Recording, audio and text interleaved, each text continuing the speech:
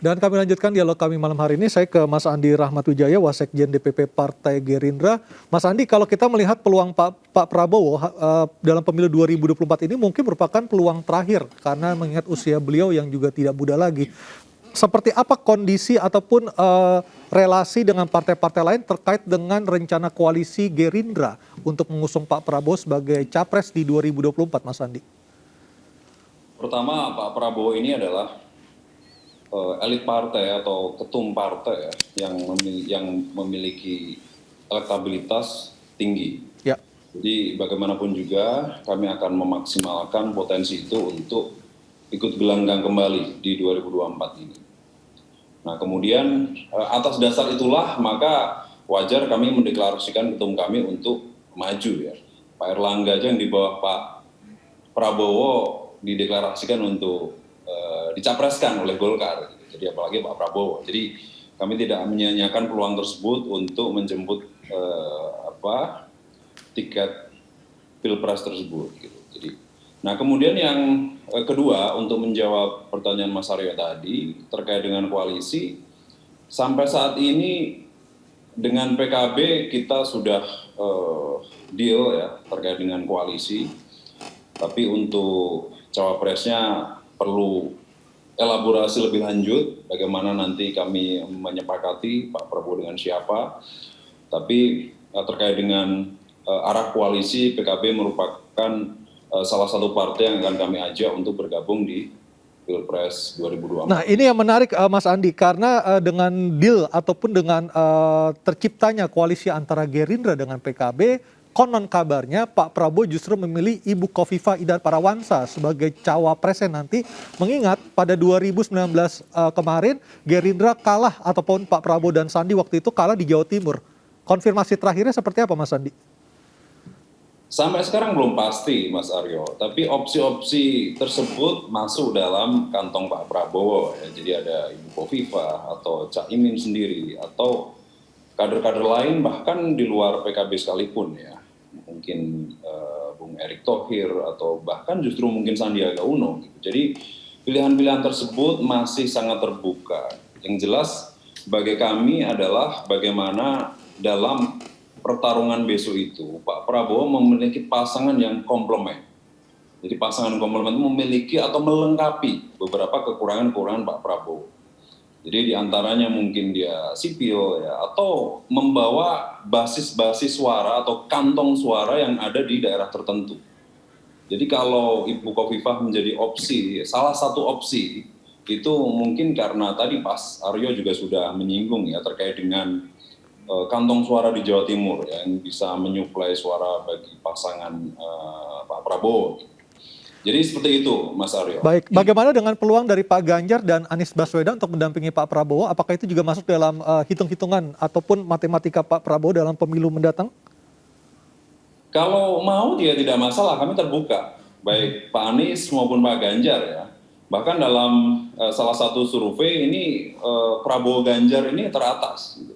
Jadi selesai Pilpres. Tapi kan saya dengar Pak Ganjar masih ngotot ya. Mungkin bahkan saya dengar KIB juga akan meminang Pak Ganjar nih. Atau nanti Mbak Nurul bisa jawab. Gitu. Jadi dengan Pak Anies juga nggak ada masalah. Kami pernah dorong Pak Anies untuk maju di DKI gitu. Saya kira tidak ada masalah. Opsi-opsi itu bisa terlahir ya.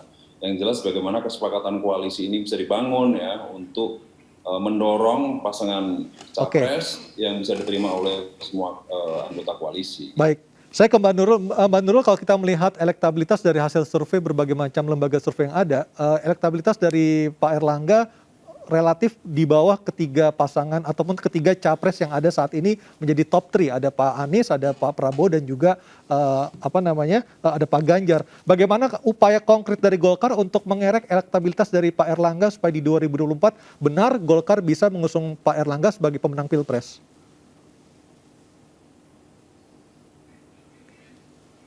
Mbak Nurul masih di mute suaranya? Ya, namanya kontestasi Mas, pasti ada yang menang, ada yang kalah. Namun kita menyiapkan strategi untuk menang. Jadi kalau dikatakan tadi ada top 3 begitu, saya melihat yang ketua umum partai itu hanya Bapak Prabowo. Jadi Oke. kalau ada top 3 yang lainnya misalnya dengan yang non partai, saya agak sulit membayangkan mereka bisa maju untuk kontestasi kecuali memang diusung oleh partai politik. Dan komitmen waktu bertemu dengan Bapak Presiden beberapa waktu yang lalu di istana, para ketua umum juga sudah berkomitmen untuk mengusung orang-orang yang dari partai politiknya begitu. Jadi ketua umum juga diprioritaskan, kemudian orang-orang yang muncul dari parpol, jadi kader, bukan yang bonsai atau comotan atau bahasa lainnya stek-stekan gitu ya. Jadi betul-betul yang dari parpol lah, supaya kita itu yang namanya kaderisasi juga ada hasilnya dan lain sebagainya.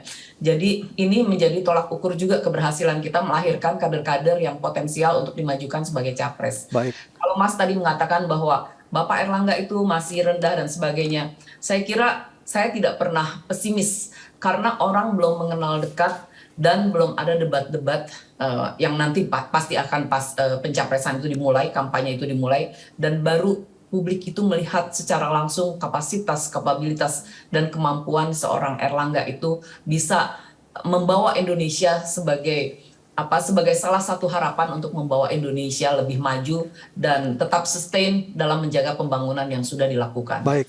Jadi, saya optimis, Mas, karena sekarang nih istilahnya Belanda masih jauh ya, orang belum paham.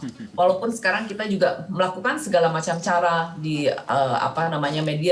media outdoor, media luar ruang, media konvensional dan segala macam dengan media kontemporer ataupun medsos dan lain sebagainya, itu kita mainkan semua. Sampai yang istilahnya strategi recehan juga kita mainkan. Tapi tetap kita ingin membangun otentisitas dari Bapak Erlangga, bahwa Bapak Erlangga itu ya seorang teknokrat. Baik. Beliau memang seperti itu gitu ya. Nanti aja Mas tunggu tanggal mainnya. Oke, kita tunggu Mbak Nurul ya. Saya ke Bang Yusuf dulu. Bang Yusuf, kalau kita melihat tadi Golkar tugasnya PR-nya berat, Gerindra juga berat, dari Pak HT pun juga berat sebagai ketua umum partai Perindo dengan mengatakan minimal 60 kursi DPR bisa diraih Perindo di 2024. Apa upaya konkret dari Perindo untuk mewujudkan rencana tersebut? Ya, emang di pemilu nggak ada tugas yang ringan ya. Kalau Golkar dan Gerindra, mereka sudah selesai soal masuk parlemen, Ya. tapi adakah pimpinannya bisa jadi presiden, itu kerja rumah mereka yang berat. Kalau Perindo, kerja rumahnya adalah gimana nyampe di Senayan 2024. Tadi Ketua Umum di KPU menyampaikan bahwa minimal 60 kursi, artinya 10% pencapaian di 2024. Kita secara sistematis terus mengerjakan program-program yang pro rakyat, pro ekonomi kelas bawah untuk ditumbuhkan agar mereka bisa mengurusi dirinya, keluarganya, bahkan bisa menciptakan lapangan pekerjaan.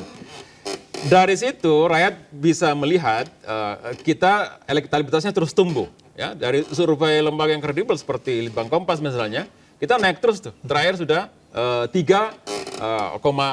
Target kita Desember atau Januari nanti kita udah menyentuh level 4% lebih.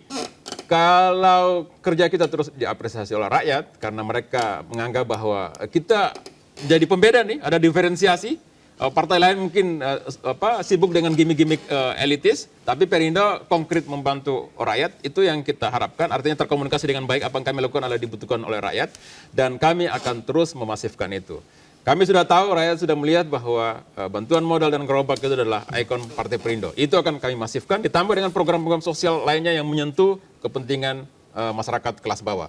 Bagi Perindo yang penting adalah yang harus disampaikan politik keberpihakan pada masyarakat di tingkat ekonomi yang lemah itu. Baik, kita akan melihat janji-janji dari partai politik untuk membuat rakyat, membuat negara ini menjadi lebih sejahtera lagi. Terima kasih Bang Yusuf, Mbak Nurul terima kasih, Mas Andi terima kasih bergabung sama kami malam hari ini. Andi, dan pemirsa, usai sudah MNC News Prime hari ini, mari berbagi untuk masyarakat yang terdampak bencana di tanah air melalui program MNC Peduli. Tetap patuhi protokol kesehatan, saya Aryo Ardi, selamat malam dan sampai jumpa.